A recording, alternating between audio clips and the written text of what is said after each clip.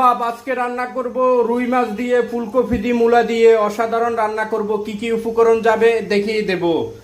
এখানে নিই হলুদ, জিরা, মরিচের গুঁড়া, আদা রসুন বাটা, লবণ, পেঁয়াজ কুচি, মাছগুলো হলুদ মরিচ মেখে নিছি, এখানে মূলা কেটে নিছি আর ফুলকপিগুলো বেজে নিছি। আজকে করব অনেক মজাদার ফুলকপি দিয়ে মূলা দিয়ে রুই মাছ দিয়ে রান্না করব। ভিডিওটা দেখবেন ইনশাল্লাহ। ফ্রাইজার তেল দিয়ে বেজে নিলাম। এখন উপকরণগুলো দিয়ে দিব। হলুদ পাউডার দিয়ে দিলাম, জিরা পাউডার দিয়ে দিলাম, আর মরিচ পাউডার দিয়ে দিলাম, আদা রসুন বাটা দিয়ে দিলাম পরিমাণ মতো। এখন দিয়ে দিব স্বাদ অনুযায়ী লবণ। এখন ভালো করে সব মশলা কষিয়ে নিব। মশলাটাতে একটু পানি দিয়ে দিলাম, পানি দিয়ে ভালো করে কষিয়ে নিলাম। কষিয়ে নিয়ে তারপর মূলাগুলা দিয়ে দিব। মূলা দিয়ে তারপরে ফুলকপি দিয়ে দিব, উপরে মাছগুলা দিয়ে দিব। মশলাটা ভালো করে কষিয়ে উঠলে মূলাগুলা দিয়ে দিব। মূলাগুলা ভালো করে সিদ্ধ করে নিয়ে ফুলকপি দিয়ে দিব। মশলাটা কষানো হয়ে গেছে, এখন মূলাগুলা দিয়ে দিব। মূলাগুলা সিদ্ধ হয়ে আসলে তারপরে ফুলকপিগুলো দিয়ে দিব। দিয়ে দিলাম মূলা আর ফুলকপি।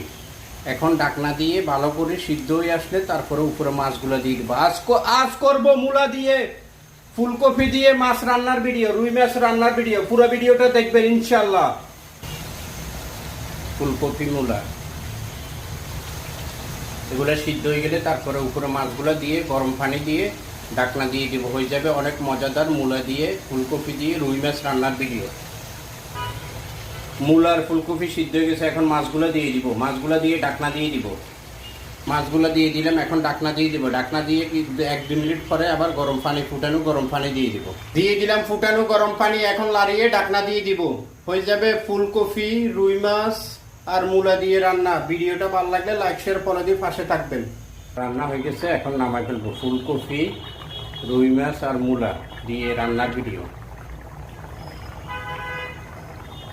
রান্না হয়ে গেছে, এখন নামাই ফেলছি। ভিডিওটা যদি আপনাদের একটুও ভালো লাগে, একটু উপকারে লাগে, অবশ্যই লাইক শেয়ার কমেন্ট করে দিবেন ইনশাল্লাহ। আজকের ভিডিওটা এখানে শেষ করব।